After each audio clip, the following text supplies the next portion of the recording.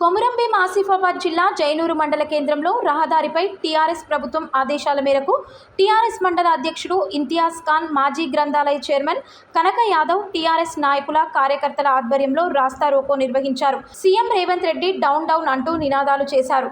TRS మండల అధ్యక్షుడు ఇంతియాజ్ ఖాన్ మాట్లాడుతూ మహిళా సహచర ఎమ్మెల్యేలను అసెంబ్లీ సమావేశంలో ముఖ్యమంత్రి రేవంత్ రెడ్డి అవమానపరిచినట్లు మాట్లాడడం సరికాదని, వెంటనే తెలంగాణ మహిళలకు క్షమాపణ చెప్పాలని, లేని పక్షంలో తెలంగాణలో మరో ఉద్యమం చేపడతామని సీఎం రేవంత్ రెడ్డిని హెచ్చరిస్తున్నామని అన్నారు. ఈ కార్యక్రమంలో కార్యకర్తలు, నాయకులు పాల్గొన్నారు. మాట్లాడటం సబబు కాదు ఒక ముఖ్యమంత్రి హోదారు. ఎందుకంటే మీరు ఎన్నో ఒక 420 హామీలు ఇచ్చి మరి తెలంగాణ ప్రజల్ని మోసం చేశారు. ఆ 420 ఏవైతే హామీలు ఉన్నాయో వాటిని అమలు చేయండి తప్ప అనవసరమైన అసెంబ్లీలో సంబంధం లేని విషయాలపైన చర్చ చేయడం అంటే ప్రజాస్వామ్యబద్ధంగా అంటే మీరు అసెంబ్లీలో మాట్లాడుతున్నారంటే అది ప్రజల సొమ్ము.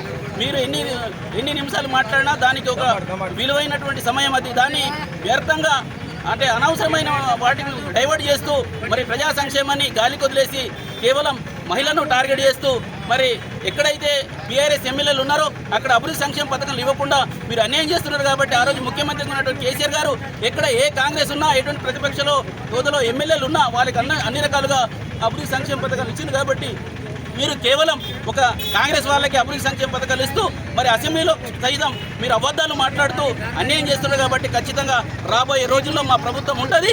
మీ సంగతి కూడా మా కేసీఆర్ గారు, కేటీ గారు చూస్తారు, అందులో సందేహం లేదు. తప్పకుండా మేము ప్రజల పక్షాన గొంతుకై అదేవిధంగా రైతులకు కూడా చెప్తున్నాం. రైతులకు ఒకటేసారి 2 లక్షలు మా రుణమాఫీ చేస్తామన్నారు. ఏమైంది? కేవలం 100 మందిలో 30 మందికే ₹1,00,000 మాఫీ చేసి మొత్తం తెలంగాణ ప్రజలందరి రైతులకు న్యాయం చేసినామంటే రేవంత్ రెడ్డి మాట్లాడే సబబు కాదు.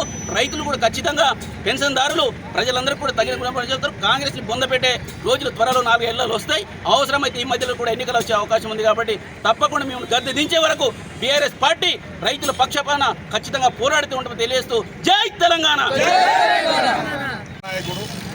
గౌరవ ముఖ్యమంత్రి గారు వాళ్ళని అవమానపరిచినట్టు మాట్లాడిన విధానాన్ని మరి ఖండిస్తూ ఈరోజు రాష్ట్ర పిలుపు మేరకు బీఆర్ఎస్ పార్టీ పిలుపు మేరకు జైనూరులో ధర్నా నిరసన కార్యక్రమం నిర్వహించబోతున్నారు. ఈరోజు నిజంగా చూడాలంటే అసెంబ్లీ సాక్షిగా మీరు ప్రజలకు ఇచ్చిన హామీల్లో ఎంతవరకు బడ్జెట్ కేటాయిస్తున్నారని తెలియజేయాల్సిన ఈ అసెంబ్లీలో మీరు ఆ హామీలకు బడ్జెట్ కేటాయించకుండా మరి ఈ చర్చను పక్కదారి మళ్లించడానికి మరి అవహేళన చేస్తూ మా ఎమ్మెల్యే శాసనసభ్యులను, మహిళా శాసనసభ్యులను కించపరిచే విధంగా మాట్లాడుతున్నారు.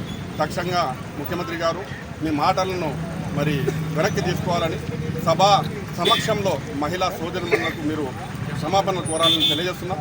అంతేకాదు మీరు అన్నట్టు విధంగా మహిళలకు ఏదైతే కళ్యాణ లక్ష్యంలో భాగంగా తులం బంగారం ఇస్తామనే దాని మాట ముచ్చట ఆ అసెంబ్లీ బడ్జెట్ మీరు పెట్టకుండా మరి మహిళలకు ₹2,500 నెలకు ఇస్తామన్న ఆ హామీలను నెరవేర్చాలి. కానీ ఆ హామీలను నెరవేర్చే విధంగా మీరు లేరు. కాబట్టి ఈ పక్కుదో పట్టిస్తూ మరి ఆడవాళ్ళను కించపరుస్తున్న మీకు మొత్తం మహిళా సమాజం మిమ్మల్ని క్షమించదు. రాబోయే ఎన్నికల్లో తప్పకుండా మీరు దీనికి పరిణామం మీ ముంగట ఉంటుందని తెలియజేస్తూ మరి ఎప్పుడైనా మీరు మా కించపరిచే విధంగా ఎవరికైనా మాట్లాడితే ఇట్టనే ధర్నాలు చేస్తూ మిమ్మల్ని ప్రశ్నిస్తామని తెలియజేస్తూ ఈ ధర్నాకు వచ్చిన ప్రతి ఒక్కరికి, మా బిడ్డలందరికీ, మా తమ్ముళ్ళకు, మా సోదరులకు అందరికీ చేతులు జోడించి